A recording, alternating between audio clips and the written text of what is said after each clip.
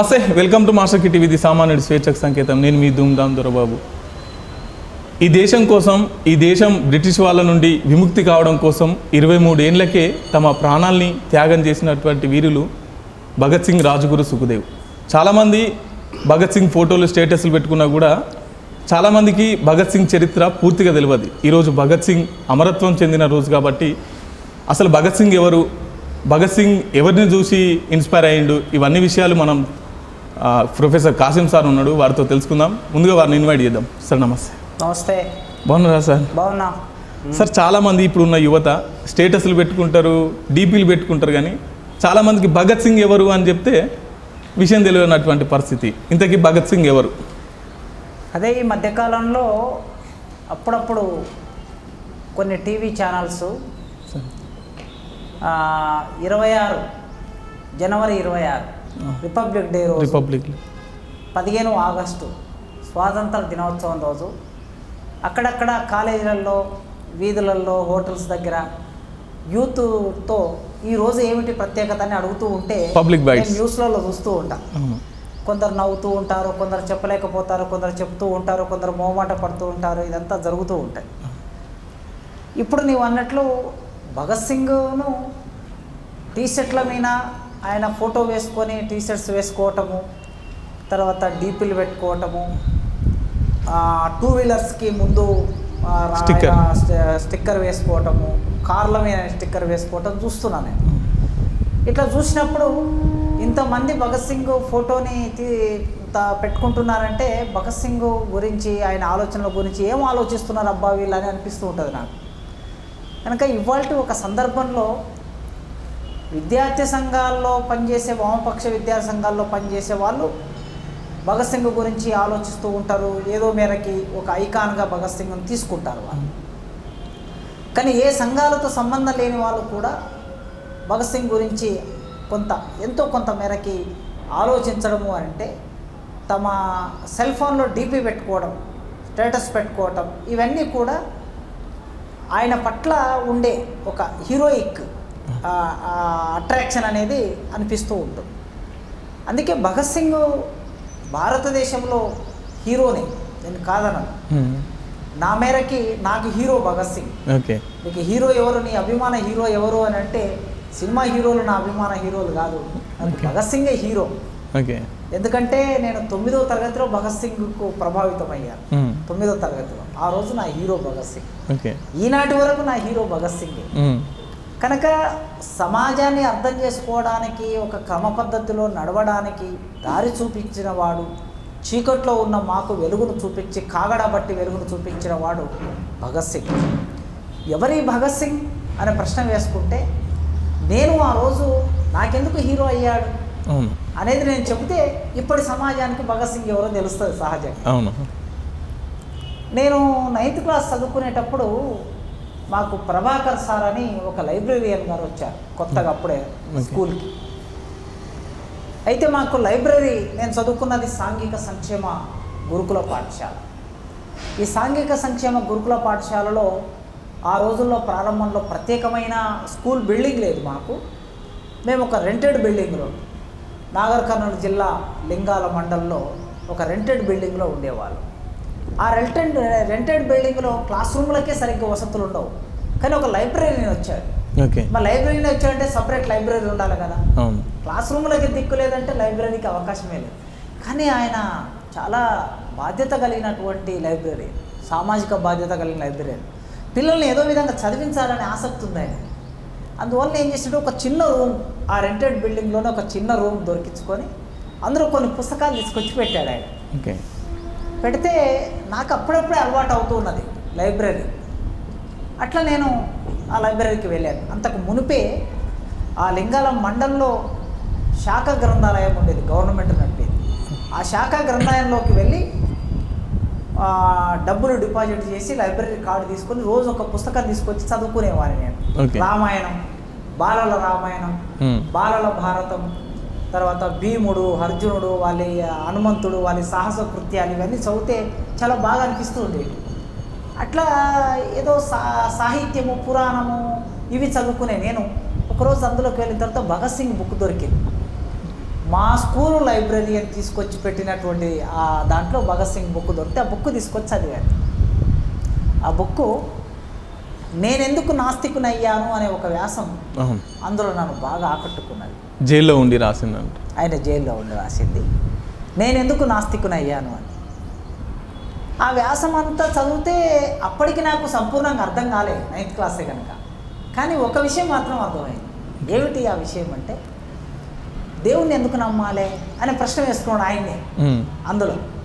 ఓహో అవునా, దేవుణ్ణి ఎందుకు నమ్మాలి అని నాకు అనిపించి ఆయన కొన్ని విషయాలు చెప్పాడు. దేవుడు ఒక భావన. అన్ని మతాల్లో దేవుడు ఉన్నాడు. హిందూ మతంలో దేవుడు, సిక్కు మతంలో దేవుడు, బౌద్ధ మతంలో దేవుడు, క్రైస్తవ మతంలో దేవుడు, ఇస్లాం మతంలో దేవుడు, తర్వాత జురాస్ట్రియన్స్, ఓకే, జైనులు, అన్ని మతాల్లో దేవుడు. ఈ అన్ని మతాల్లో ఉన్న దేవుళ్ళందరికీ ప్రజలందరూ వీళ్ళని పూజిస్తారు కదా. మరి ప్రజలందరూ పూజించినప్పుడు ఈ ప్రజల్లో ఉన్నటువంటి మనుషులు దేవుళ్ళ దృష్టిలో అందరు సమానమే. దేవుని బిడ్డలు వీళ్ళందరూ, అందరు సమానమే కదా. మరి అందరు సమానమైనప్పుడు ఈ ప్రపంచంలో కొందరు పుట్టివాళ్ళు, కొందరు గుడ్డివాళ్ళు, కొందరు డబ్బు లేని వాళ్ళు, కొందరు డబ్బున్న వాళ్ళు, కొందరు ఒంటరాని వాళ్ళు, కొందరు స్త్రీలు. ఈ అసమానమైన సమాజం ఎందుకు నిర్మాణమై ఉంది అనే ప్రశ్న వేశాడు అందులోనే. నేను ఇట్లా చదువుతూ ఓ అరే అంటరాని వాళ్ళంటే నేను అంటరాని వాళ్ళని, ఊళ్ళో దూరంగా ఉంటాం మేము, ఊరికి దూరంగా వస్తాను. మరి దేవుడు వీళ్ళని ఎంత అంటరాని వాళ్ళుగా చేశాడు? వీళ్ళు కూడా మనుషులే కదా. మనుషులకు అందరికీ అవయవాలు సమానంగా ఉండాలి కదా. కళ్ళు, చేతులు, కాళ్ళు, శరీరంలో రక్తం ప్రవహించే రక్తం ఎర్రగా ఉన్నది. అన్ని కులాల వాళ్ళకి రక్తం ఎలాగనే ఉంది కదా. మరి ఎందుకు ఈ అసమానత్వం వచ్చింది అనే ప్రశ్న ఆయన అందులో వేశాడు. అంటే దేవుని దృష్టిలో అందరూ సమానం కాదు అన్నప్పుడు అసలు దేవుడే లేడని తేల్చాడు ఆయన. ఓకే. మరి దేవుడు లేకపోయినా కూడా మెజారిటీ ప్రజలు, చాలామంది ప్రజలు దేవుని నమ్ముతున్నారు. వాళ్ళ విశ్వాసం అది. ఆ విశ్వాసాన్ని మనం గౌరవించాలని కూడా రాశాడు ఆయన అందులో. హిందూ మత విశ్వాసము, బౌద్ధ మత విశ్వాసము, ఇస్లాం మత విశ్వాసము, క్రైస్తవ మత విశ్వాసము, వారి మతాలకు వాళ్ళకి విశ్వాసం ఉన్నది. ఆ జనాలు నమ్ముతున్నారు. కానీ నేను నమ్మటం లేదు అని రాశాడు భగత్ సింగ్. ఎందుకు అంత రాయాల్సి వచ్చింది? ఎందుకంటే ఆయన ఏమన్నా ఎదుర్కొన్నాడా, వివక్షత అటువంటి ఏమన్నా ఎదుర్కొన్నాడా? ఎందుకు రాయాల్సి వచ్చింది? అయితే భగత్ సింగ్ సహజంగా ఆయన స్వాతంత్ర ఉద్యమ ప్రభావం ఉన్న కుటుంబంలో పుట్టాడు. 1907 ఆయన పుట్టినటువంటిది సంవత్సరం. ఓకే. ఆ కుటుంబంలో పుట్టి కర్తార్ సింగ్ లాంటి వాళ్ళు ఆ ప్రాంతంలో స్వాతంత్ర సమరయోధులుగా ఉన్నారు అప్పటికే.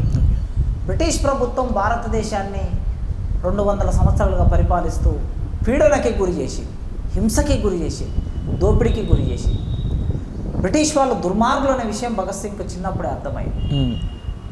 అదే ఆయన పుట్టినటువంటి పంజాబ్ రాష్ట్రం. వాళ్ళ నాన్న, వాళ్ళ అమ్మ విద్యావతి, తండ్రి కిషన్ సింగ్.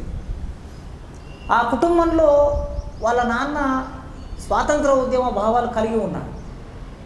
అంటే భారతదేశానికి స్వాతంత్రం కావాలనే ఆలోచన ఉంది. ముఖ్యంగా పంజాబ్ రాష్ట్రంలో సిక్కులు చాలా ధైర్యంగా ఉంటారు. ఆ ధైర్యంగా ఉండటం వలన బ్రిటిష్ ప్రభుత్వానికి వ్యతిరేకంగా సిక్కులు అనేక పోరాటాలు నడిపారు. ఆ పోరాటంలో ఉరిశిక్షకు గురయ్యారు చాలామంది. అట్లా కర్తార్ సింగ్ కూడా. కనుక చిన్నప్పుడే భగత్ సింగ్ జీవితము, కుటుంబంలో జాతీయ భావాలు, స్వాతంత్ర భావాలు, స్వేచ్ఛ భావాలు ఆయనకు వికసించాయి. అయితే 1920 వచ్చే నాటికి ఆయనకు ఒక 13-14 సంవత్సరాలు స్కూల్ విద్యలోకి వచ్చే నాటికి జలియన్ వాలాబాగ్ అనే ఒక సంఘటన జరిగింది. ఈ జలియన్ వాలాబాగ్ అనే సంఘటన భగత్ సింగ్ మీద విపరీతమైన ప్రభావం వేసింది. ఆ సంఘటన ఏమిటంటే, ఆ రాష్ట్రంలో, పంజాబ్ రాష్ట్రంలో అమృత్సర్ పట్టణంలో ఇద్దరు స్వాతంత్రం కోరుకునే నాయకులు ఉండేవారు. ఈ నాయకులు ఇద్దరిని బ్రిటిష్ గవర్నమెంట్ ఏం చేసిందంటే, వీళ్ళు ఇక్కడ ఈ పట్టణంలో ఉండవద్దు అని చెప్పి ఒక ఉత్తర్వు ఇచ్చింది.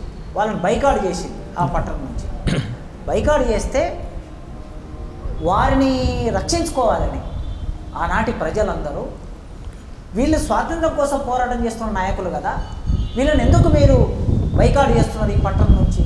ఒక ఆయన డాక్టర్, ఒక ఆయన సోషల్ యాక్టివిస్ట్, వాళ్ళను మా మనుషులు వాళ్ళు మా కోసం మాట్లాడుతున్న వాళ్ళు, మీరు ఈ పట్టణం నుంచి వాళ్ళని బహిష్కరించడం అనే దాన్ని మేము వ్యతిరేకిస్తున్నామని చెప్పి ప్రజలందరూ కొన్ని వేల మంది ప్రజలు ఆ అమృత్సర్ పట్టణంలో సమావేశం ఏర్పాటు చేసుకున్నారు. జలియన్ వాలాబాగ్లో అదొక పార్కు, బాగ్ అంటే పార్కు. ఆ పార్కులో సమావేశం ఏర్పాటు చేసుకుంటే ఆనాటి ఆ గవర్నర్, ఆ రాష్ట్ర గవర్నర్ ఆయన ఈ ప్రజల మీద కాల్పులు జరపాలని ఉత్తర్వు ఇచ్చాడు. కాల్పులు జరపాలని ఉత్తర్విస్తే ఆ ఉత్తర్వులో భాగంగా అక్కడ కాల్పులు జరిగాయి. ఆ కాల్పుల్లో కొన్ని వందల మంది చనిపోయారు. అప్పుడు భగత్ సింగ్ చాలా చిన్న వయసులో ఉన్నాడు.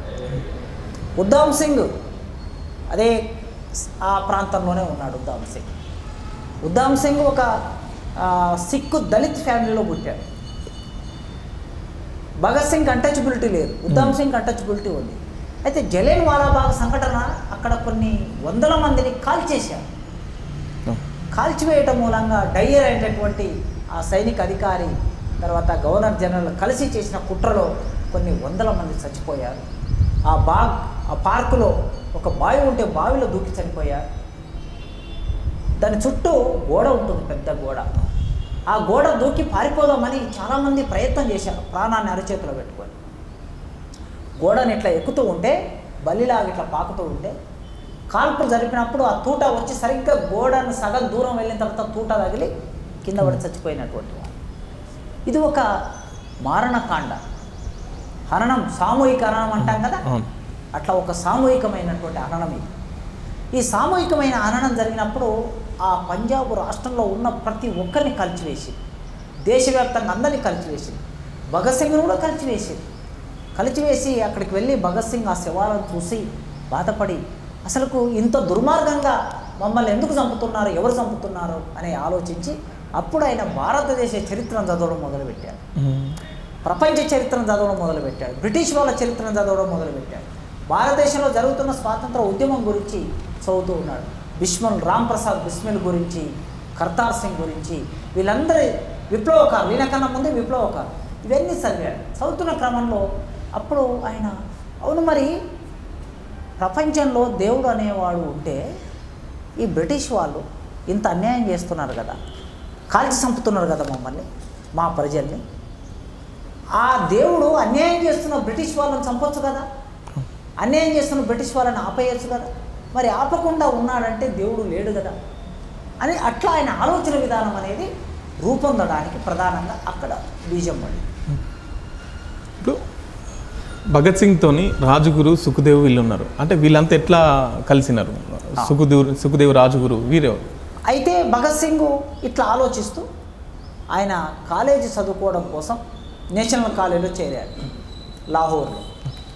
నేషనల్ కాలేజీలో చేరిన తర్వాత నేషనల్ కాలేజీలో ఉన్న విప్లవకారులందరికీ మధ్యన ఒక సంబంధం ఏర్పడింది.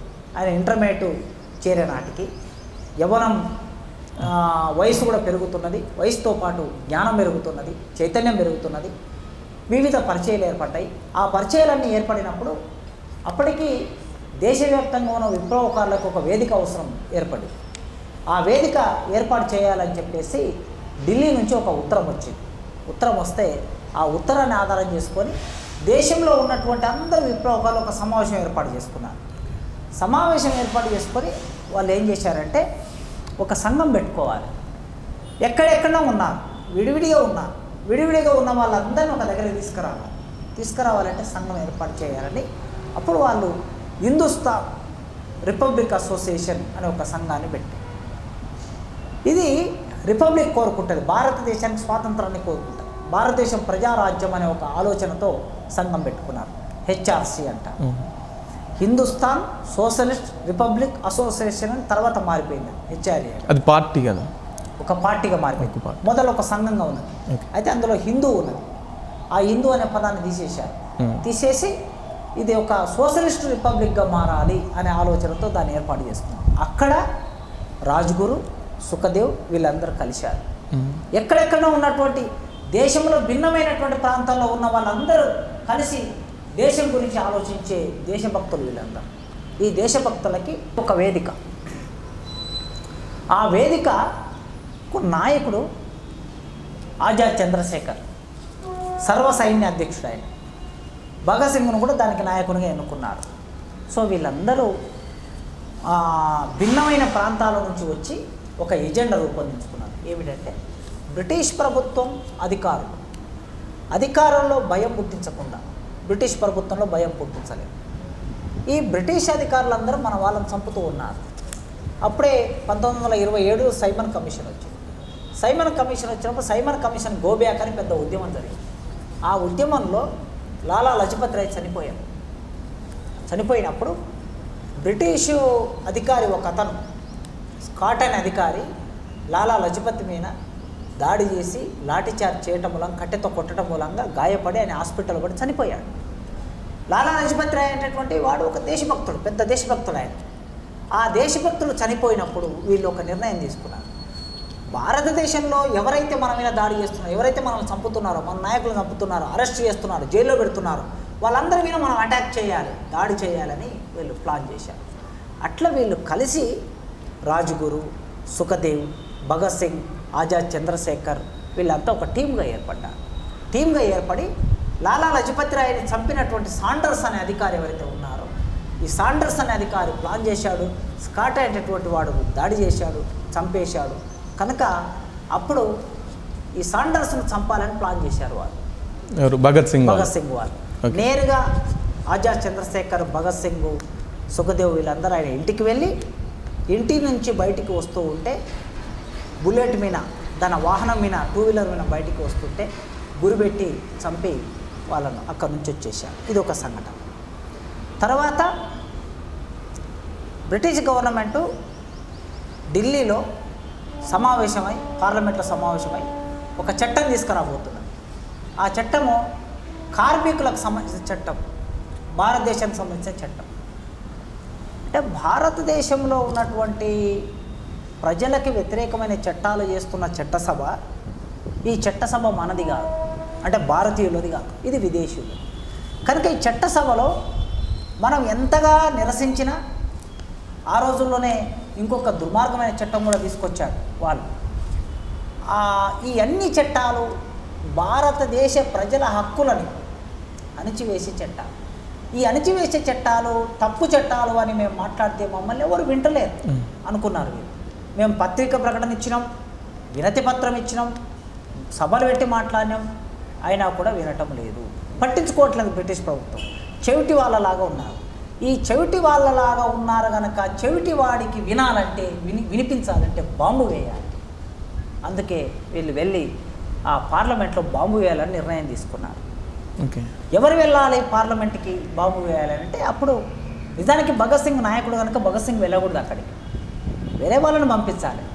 కానీ వీళ్ళ టీంలో అక్కడికి వెళ్ళాలనుకున్నటువంటి టీంలో సుఖదేవ్ ఆయన, నీవు నీ ప్రాణాన్ని రక్షించుకోవడం కోసం నువ్వు అక్కడికి రావడానికి తప్పించుకుంటున్నావు అని ఒక విమర్శ పెడితే భగత్ సింగ్ మీద, అప్పుడు భగత్ సింగ్ అట్లా కాదు, తప్పు, నాయకుడు అనేటటువంటి వాడు, సంస్థ నడిపించేటటువంటి వాడు ఒక్కొక్కరికి ఒక కార్యక్రమం అప్పచెప్తాడు, నాయకుడే అక్కడికి రావాల్సిన అవసరం లేదనేది మిగతా కమిటీ సభ్యులందరూ మాట్లాడారు.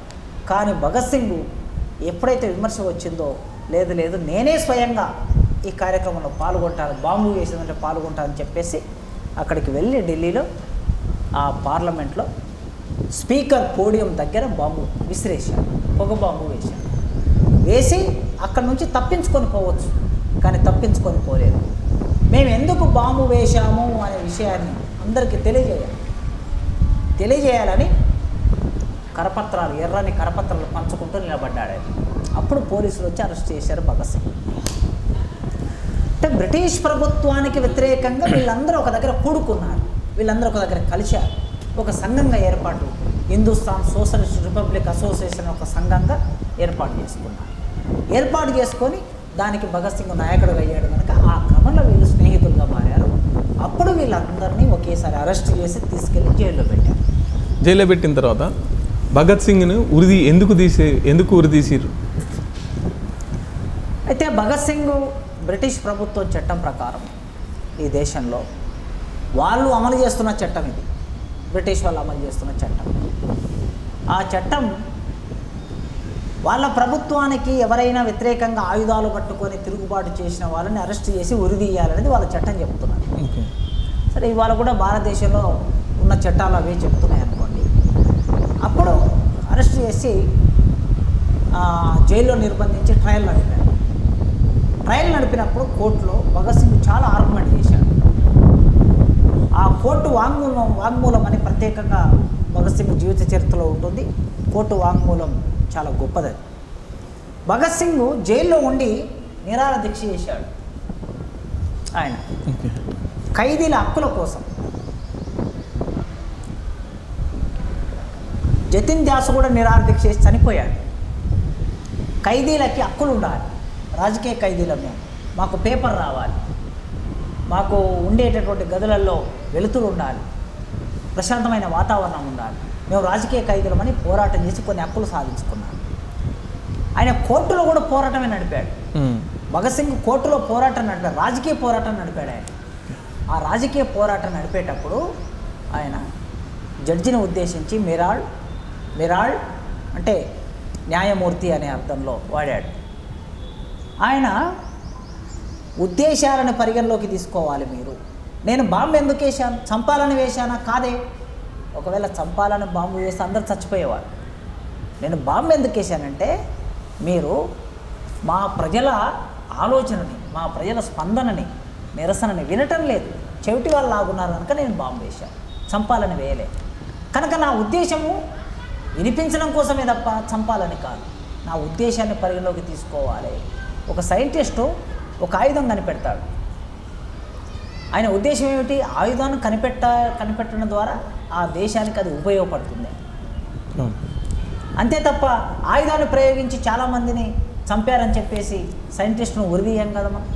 ఒక డాక్టరు మనకు ఆపరేషన్ చేస్తాడు, మనల్ని బతికించాలని ఆపరేషన్ చేస్తాడు, కానీ పేషెంట్ చనిపోతాడు. ఓహోసారి చనిపోయినప్పుడు డాక్టరు ఈ పేషెంట్ చనిపోవడానికి కారణం అని చెప్పి డాక్టర్ని కేసు పెట్టలేం కదా. ఒక సైన్య అధ్యక్షుడు తన దేశం తరపున నిలబడి యుద్ధం చేస్తాడు. ఆ యుద్ధం చేసినప్పుడు ఆ సైన్యాధ్యక్షుడి యొక్క ఉద్దేశం ఏమిటి? దేశాన్ని గెలిపించాలి, పరాయి పాలన నుంచి దేశాన్ని రక్షించాలని, గెలిపించాలని యుద్ధం చేస్తాడు. కానీ యుద్ధంలో కొన్ని వేల మంది సైనికులు చచ్చిపోతారు. సైనికులు చచ్చిపోయారని చెప్పేసి ఆ సైన్య అధ్యక్షుని ఉరిదీయలేం కదా మనం. అది అంటే ప్రతి మనిషి ఏ పని ఎందుకు చేశాడనే ఉద్దేశాన్ని పరిగణలోకి తీసుకోవాలి. నా ఉద్దేశం ఏమిటి? చెవిటి వాళ్ళైన బ్రిటిష్ వాళ్ళకి మా దేశ ప్రజల ఆకాంక్షని వినిపించడమే నా ఉద్దేశం. అందుకోసం మీరు శిక్షించాలనుకుంటే ఉద్దేశాన్ని పరిగణలోకి తీసుకోండి అని చెప్పి కోర్టు వాంగ్మూలం ఇచ్చాడు ఆయన. సరే, అయినా బ్రిటిష్ వాళ్ళు భగత్ సింగ్ ఉద్దేశాలను పరిగణలోకి తీసుకోకుండా భగత్ సింగ్ సాండర్సన్ చంపాడని, భగత్ సింగ్ బాంబు వేశాడని, చాలామంది బ్రిటిష్ అధికారులను చచ్చిపోవడానికి కారణమయ్యాడని చెప్పి ఆయన మీద నేరం మోపి ముగ్గురి వీరులని, రాజ్గురు, సుఖదేవ్, భగత్ సింగ్, వీళ్ళ ముగ్గురిని ఒకే నేరం కింద అరెస్టు చేసి విచారణ జరిపి దుర్మార్గంగా, అన్యాయంగా ఆ వీరుల్ని ఉరిదీశారు. ఓకే, ఇంత గొప్ప పోరాటం చేసిన వాళ్ళు ఉగ్రవాదులుగా, బిపిన్ చంద్ర లాంటి వాళ్ళు వీళ్ళు ఉగ్రవాదులుగా అనే ఒక పుస్తకాన్ని రాసినటువంటి పరిస్థితి చాలా దుర్మార్గం. అందుకే గతంలో ప్రభుత్వాలు, మన దేశాన్ని పరిపాలించిన ప్రభుత్వాలు భగత్ సింగ్ చరిత్ర, దేశభక్తుడిగా భగత్ సింగ్ చరిత్ర రాస్తే భగత్ సింగ్ ఈ దేశంలో గొప్ప హీరో అయిపోతాడు, పోరాట యోధుడు అయిపోతాడు. అందుకే భగత్ సింగ్ను పోరాట యోధునిగా చేయకుండా ఉండడానికి కొందరు కుట్ర చేశారు. దేశాన్ని ఎక్కువ రోజులు పరిపాలించి కాంగ్రెస్ పార్టీ 60 ఏళ్ళు పరిపాలించి చరిత్రను రాసినటువంటి వాళ్ళు చాలామంది ఆ రోజుల్లో. భగత్ సింగ్ మేము చదువుకునే రోజుల్లో కూడా తీవ్రవాది, భగత్ సింగ్ ఫోటో వేసి తీవ్రవాది అని ఉండేది, కింద బొమ్మ కింద టెర్రరిస్టు అని ఉండేది. నేను చాలాసార్లు ఈ విషయాన్ని ఉపన్యాసాల్లో చెప్పాను, నా ప్రసంగాల్లో ప్రస్తావించాను కూడా. అట్లా భగత్ సింగ్ అంటే ఒక టెర్రరిస్టు, ఒక ఉగ్రవాది, ఒక తీవ్రవాది అని ముద్ర వేశారు. ఎందుకు ముద్ర వేశారంటే భారతదేశంలో స్వాతంత్రం ఎట్లా వచ్చిందంటే శాంతియుతంగా వచ్చిందని చెప్తారు. శాంతి సహజీవనం భారతదేశంలో ఉంది, దానికి గాంధీ నాయకత్వం వహించాడని చెప్తారు. భారతదేశానికి స్వాతంత్రం శాంతియుతంగా రాలే, శాంతియుత పోరాటాలు కూడా నడిచాయి. గాంధీ పోరాటాన్ని కూడా మనం తక్కువ చేయడానికి లేదు, గాంధీ కూడా పోరాటం చేశాడు. కానీ అట్లని గాంధీ ద్వారా మాత్రమే స్వాతంత్రం వచ్చిందని చెప్పడానికి వీలు లేదు. ఈ దేశ స్వాతంత్రం రావడానికి రామ్ ప్రసాద్ బిస్మిల్ నుంచి మొదలు పెడితే 1857 తిరుగుబాటు నుంచి మొదలు పెడితే సంతాలు, ఆదివాసులు, తర్వాత 1857 తిరుగుబాటులో ఝాన్సీ లక్ష్మీబాయి, తాంతియా తోపే, నానా సాహెబు, మీర్ జఫర్ వీళ్ళందరూ చేసిన పోరాటం త్యాగం. ఆ తర్వాత రాంప్రసాద్ బిస్మిల్లా, ఆజాద్, చంద్రశేఖర్, భగత్ సింగ్, సుభాష్ చంద్రబోస్, రాజగురు, సుఖదేవ్, అల్లూరి సీతారామరాజు ఎందరో పోరాటం చేశారు. వీళ్ళందరూ త్యాగం చేశారు, వీళ్ళందరూ అమరులయ్యారు. మరి వీళ్ళ పోరాటం ఏమిటి అంటే శాంతియుతంగానే స్వాతంత్రం వచ్చిందంటే మీరు హింసాయుతంగా చేసిన పోరాటం వలన స్వాతంత్రం వచ్చింది. కనుక బ్రిటిష్ వాళ్ళు ఇక్కడ నుంచి వెళ్ళిపోవడం కోసం జరిగిన పోరాటం, హోరావరి పోరాటంలో శాంతియుతంగా మాత్రమే కాదు హింసాయుతంగా కూడా జరిగింది పోరాటం.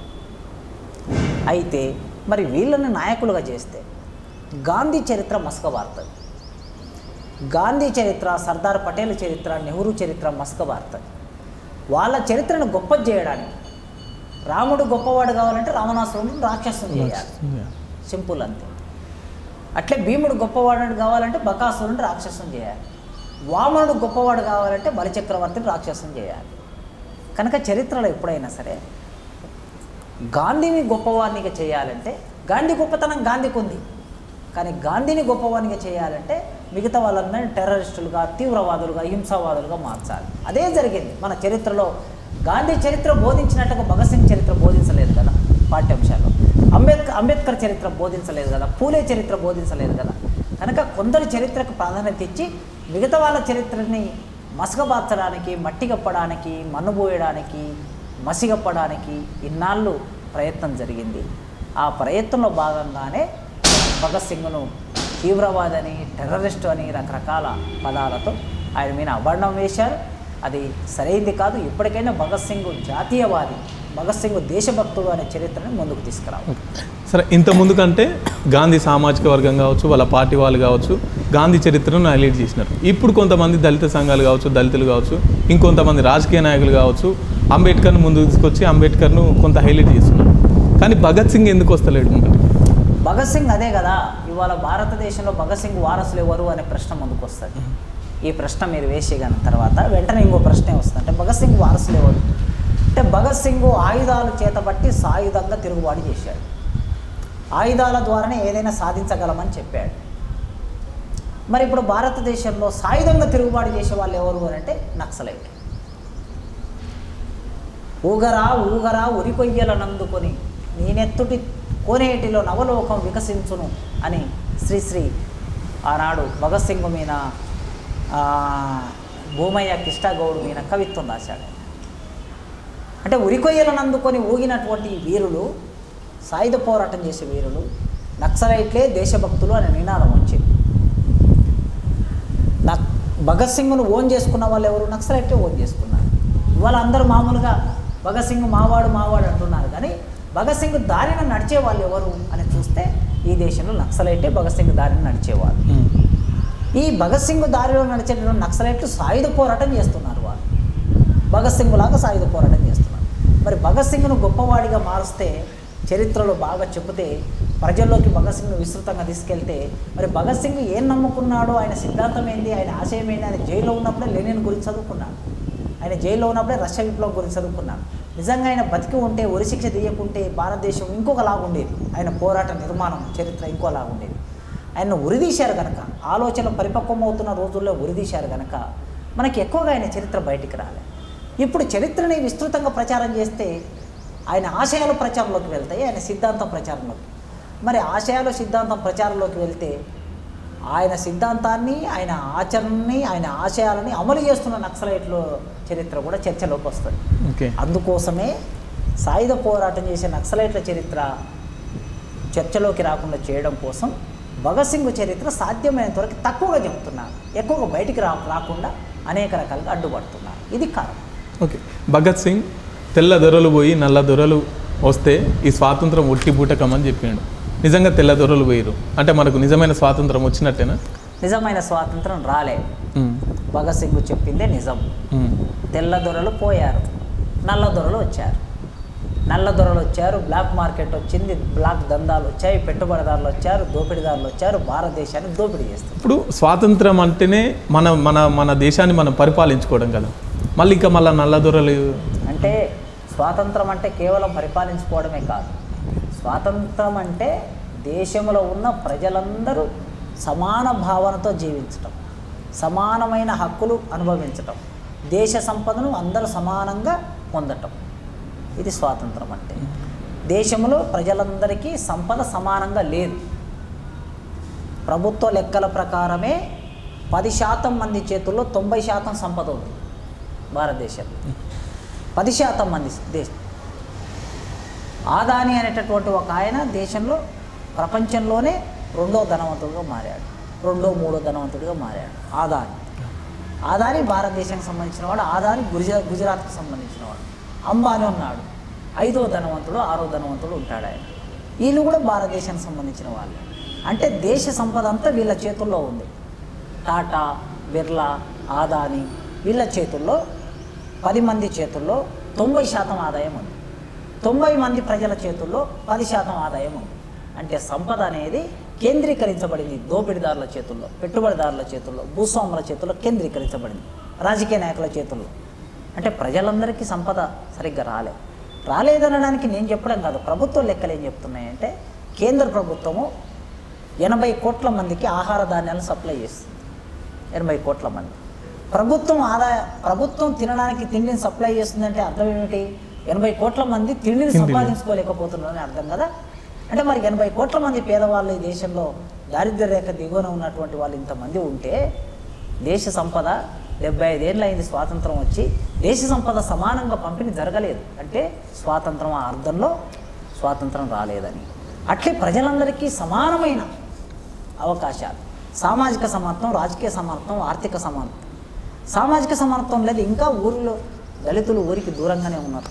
ఇంకా రాజకీయాల్లో దళితులు రాలేదు, బీసీలు రాలేదు, మహిళలు సమానంగా రాలేదు. మహిళలకి 50% అవకాశాలు మనం ఇవ్వలేకపోతున్నాం.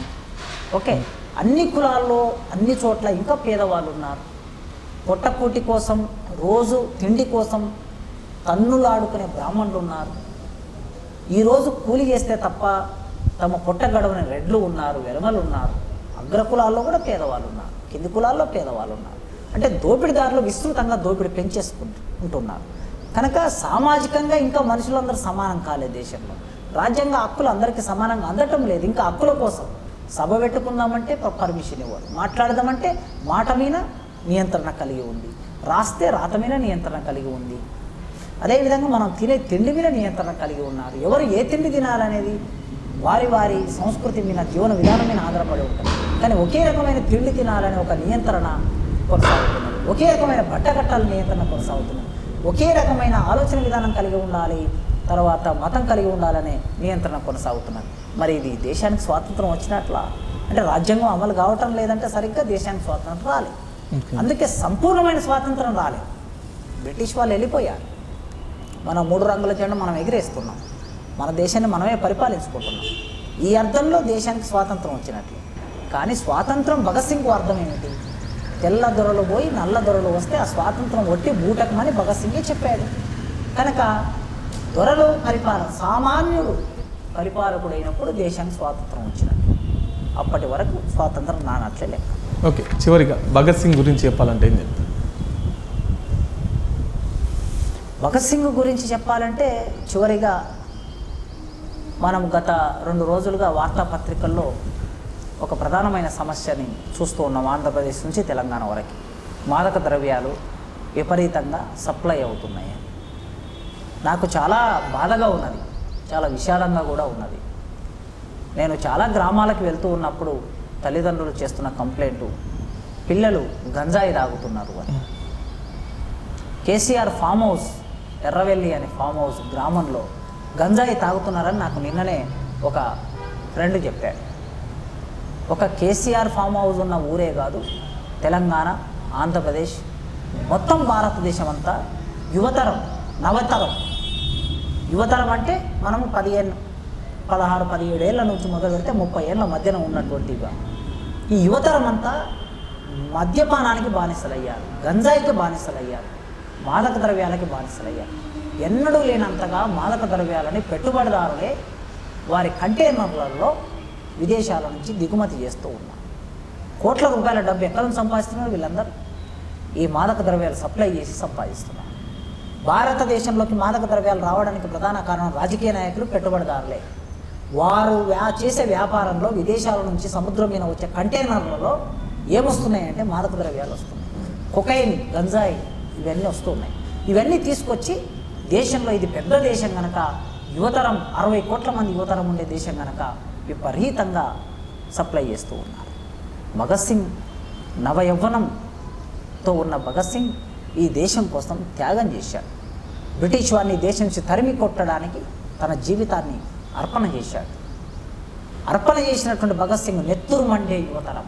ఆయన అడిగారు, మిమ్మల్ని జైలు నుంచి విడిపిస్తాం, జైలు నుంచి బయటికి తీసుకొస్తాం అని చెప్పి ఆజాద్ చంద్రశేఖర్ లేఖ రాస్తే భగత్ సింగ్ ఏం రాశాడంటే, నేను జైలు నుంచి బయటికి వస్తే ఎంత ప్రయోజనం ఉంటుందో నాకు తెలియదు, కానీ నేను జైల్లో ఉండి ఉరిశిక్ష అనుభవిస్తే భారతదేశంలో ఉండే యువతరంలో వారి రక్తంలో విద్యుత్తు ప్రవహిస్తుంది అన్నాడు. వారి రక్తంలో విద్యుత్తు ప్రవహించి ఆ విద్యుత్తు ప్రవహించే యువతరం ఈ దేశానికి స్వాతంత్రం తీసుకొస్తారన్నాడు. మరి మన ఈనాడు ఈ దేశంలో యువతరం రక్తములో కొకైన్ ప్రవహిస్తుంది, గంజాయి ప్రవహిస్తుంది, మద్యం ప్రవహిస్తుంది. పాలకులు యువతరం చైతన్యవంతంగా ఉంటే, యువతరం ఆలోచిస్తే, యువతరం పోరాటం చేస్తే వాళ్ళ విధానాలని, కేంద్ర రాష్ట్ర ప్రభుత్వ విధానాలను ఎండగడతారు కనుక, రోడ్ల మీదకి వస్తారు కనుక, విప్లవం తీసుకొస్తారు కనుక ఆ యువతరాన్ని ఆలోచించకుండా, చైతన్యంగా లేకుండా వారు నిరంతరం మత్తులోకి ముంచేస్తున్నారు. ఇవాళ భగత్ సింగ్ వర్ధంతి సందర్భంగా నెత్తురు మండే యువతరమా, యువతరమా, నవతరమా, ఈ దేశానికి కళ్ళు నీవే, కాళ్ళు నీవే, నీ రక్తం పుష్పించగా ఈ దేశం ఫలించాలి అని చెరబండరాజు రాసినట్లు ఈ యువతరం చైతన్యవంతమై ఈ దేశాన్ని సుసంపన్నమైన దేశంగా, గొప్ప దేశంగా తీర్చిదిద్దాలని మీ ఛానల్ ద్వారా ఈ దేశ యువతరానికి నేను పిలిపిస్తున్న. చావు మళ్ళినటువంటి వారు, ఎముకలు లేనటువంటి, ఎన్నెముక లేనటువంటి వారు, వయసు మళ్ళినటువంటి యువకులారా చావండి అన్నాడు శ్రీశ్రీ. నెత్తురు చచ్చి ఎముకలు లేనటువంటి ఓ యువతరమా చావండి మీరు ముసలి వాళ్ళలాగా. ఎవరైతే యవ్వనంతో ఉన్నారో వాళ్ళు రండి, రారండి అని పిలిపించాడు. ఆ యవ్వనపు ఆలోచనలు, చైతన్యం ఉన్నటువంటి యువతరం ఈ దేశాన్ని కాపాడాలని నేను కోరుకుంటున్నాను. ఓకే, థ్యాంక్ యూ సార్, మీ విలువైన సమయాన్ని కేటాయించినందుకు. సో చూస్తున్నారు కదండి, ఈరోజు యువతంతా కూడా భగత్ సింగ్ని ఆదర్శవంతంగా తీసుకొని ముందుకెళ్ళాలని సార్ చెప్తున్నటువంటి మాట. ఇది ఇవాళ స్పెషల్ డిస్కషన్. చూస్తూనే ఉండండి మాస్టర్ టీవీ. Thank you.